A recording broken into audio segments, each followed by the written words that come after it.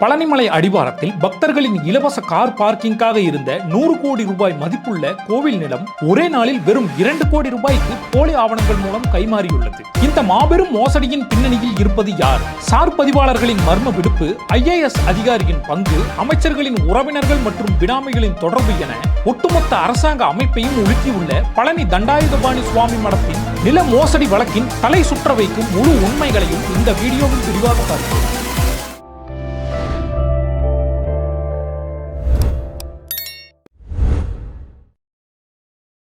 பழனிமலை அடிவாரத்தில் அருள்மிகு தண்டாயுதபாணி சுவாமி மடத்திற்கு சொந்தமான 1.40 ஏக்கர் நிலம் உள்ளது. பல ஆண்டுகளாக ஆக்கிரமிப்பில் இருந்த இந்த நிலம் கடந்த செப்டம்பர் 2023 மீட்கப்பட்டு பக்தர்களுக்கான இலவச கார் பார்க்கிங்காக மாற்றப்பட்டது. ஆனால் கடந்த ஜூலை 6ஆம் தேதி இந்த சொத்து சட்டவிரோதமாக பதிவு செய்யப்பட்டுள்ளது. இந்த அதிர்ச்சி தகவலை இந்து மக்கள் கட்சி மற்றும் கோயில் ஆர்வலர்கள் தான் முதலில் வெளிச்சத்திற்கு கொண்டு வந்தனர்.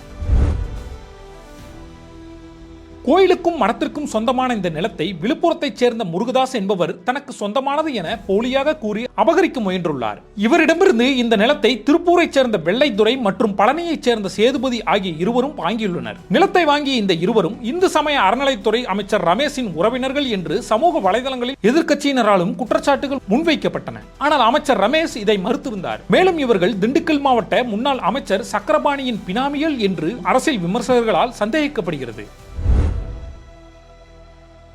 பத்திரப்பதிவு முறைகேட்டில் என்ன நடந்தது என்று பார்த்தோமானால், மார்ச் 27, 2024 முருகதாஸ் மூலம் வெள்ளைத்துறை சேதுபதி பெயருக்கு நிலம் கைமாற்றப்படுகிறது. ஏப்ரல் 1 சார் பதிவாளர் இதை பதிவு செய்ய மறுப்பு சீட்டு வழங்குகிறார். ஏப்ரல் 10 நிலத்தை வாங்கியவர்கள் சென்னை உயர்நீதிமன்ற தனி நீதிபதியிடம் சென்று பழைய வழக்குகள் தள்ளுபடியான தகவலை மற்றும் கூறி இது கோயில் நிலம் என்ற அசல் உண்மையை மறைத்து உத்தரவு பெறுகின்றனர். நீதிபதியும் ஆவணங்கள் சரியாக இருக்கும் பட்சத்தில் பரிசீலித்து பதிவு செய்யலாம் என நிபந்தனையுடன் உத்தரவிடுகிறார். ஜூலை 2 மற்றும் 3 தேதிகளில் பழனி கோயில் இணை ஆணையர் மாரிமுத்து பத்திரவு பதிவு செய்யக்கூடாது என சுற்றறிக்கை விடுகிறார். பதிவு நிறுத்தப்படுகிறது.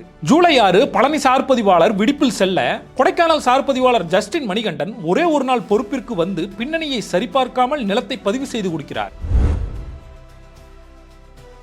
1888 குப்புசாமி மணியக்காரர் உருவாக்கிய அசல் மடத்தின் பெயர் அருள்மிகு தண்டபாணி சுவாமி மடம். ஆனால் நிலத்தை விற்ற முருகதாஸ் திருப்புகழ் சுவாமிகள், முருகதாஸ் சுவாமிகள் மற்றும் தண்டபாணி சுவாமிகள் அறக்கட்டளை என்ற பெயரில் ஒரு போலி தனியார் அறக்கட்டளையை உருவாக்கி பெயர்களில் உள்ள ஒற்றுமையை பயன்படுத்தி இது தனது நிலம் என போலி ஆவணங்களை தாக்கல் செய்துள்ளார். இந்நிலையில் தற்போது CBCID வசம் உள்ள 5 பக்க கிரைய பத்திர ஆவணங்கள் பல உண்மைகளை உடைத்துள்ளன. சதுர அடி கணக்கில் பார்த்தால் 100 கோடி முதல் 200 கோடி ரூபாய் வரை மதிப்புள்ள நிலம் வெறும் 2 கோடி ரூபாய்க்கு பத்திரப்பதிவு செய்யப்பட்டுள்ளது. இதற்கு தலா 50 லட்சம் வீதம் 4 காசோலைகள் கைமாறியுள்ளன. அரசுக்கான வழிகாட்டி மதிப்பை குறைத்து காட்டி வெறும் 20 லட்சம் ரூபாய் மட்டும் வரியாக கட்டி இந்த மாபெரும் நிலத்தை ஆட்டையை போட முயன்றுள்ளனர். இது மட்டுமின்றி இந்த விவகாரத்தில் பல சந்தேகங்கள் எழுகின்றன. ஜூலை 6 பழனியில் இருந்த அசல் சார் பதிவாளர் மற்றும் உதவி பதிவாளர் இருவருமே திட்டமிட்டு விடுப்பில் சென்றனரா? கொடைக்கானல் அதிகாரி ஜஸ்டின் மணிகண்டன் ஏன் அன்றைய தினம் மட்டும் அங்கு வரவழைக்கப்பட்டார்? நிலத்தை பதிவு செய்யக்கூடாது என ஜூலை 2 கடிதம் எழுதிய கோவில் இணை ஆணையர் மாரிமுத்துவிற்கு மோசடி நடந்த சில நாட்களிலேயே பதவி உயர்வு வழங்கி சென்னைக்கு மாற்றப்பட்டது ஏன்? இந்து சமய அறநிலையத்துறை மற்றும் பத்திரப்பதிவுத்துறை ஆகிய இரண்டிற்கும் குமரகுருபரன் IAS தான் செயலாளர். 2 துறைகளும் இணைந்து செய்த இந்த மோசடியில் உயர்மட்ட IAS அதிகாரிகளின் தலையீடு இல்லாமல் நடந்திருக்க வாய்ப்பில்லை என பல சந்தேகங்கள் வலுக்கின்றன. கடந்த பல ஆண்டுகளாக இந்த நிலத்தில் ஆக்கிரமிப்புகள் இருந்த போதிலும் முந்தைய திமுக ஆட்சியிலோ அல்லது பிற ஆட்சியிலோ கூட இந்த நிலத்தை யாராலும் அபகரிக்கவோ பதிவு செய்யவோ முடியவில்லை. 2023 செப்டம்பரில் தான் ஆக்கிரமிப்புகள் அகற்றப்பட்டு மீட்பு செய்யப்பட்டது. ஊழலற்ற ஆட்சி என்று கூறும் அரசு சாதாரண சார் பதிவாளர் ஜஸ்டின் மணிகண்டனை மட்டும் பலிகடாவாக்கிவிட்டு சம்பந்தப்பட்ட துறை அமைச்சர்களான ரமேஷ் மற்றும் லோகேஷ் தார்மீக பொறுப்பேற்காமல் தப்பிக்க பார்க்கிறார்கள் என பத்திரிகையாளர்களும் சமூக ஆர்வலர்களும் காட்டமாக கேள்வி எழுப்புகின்றனர்.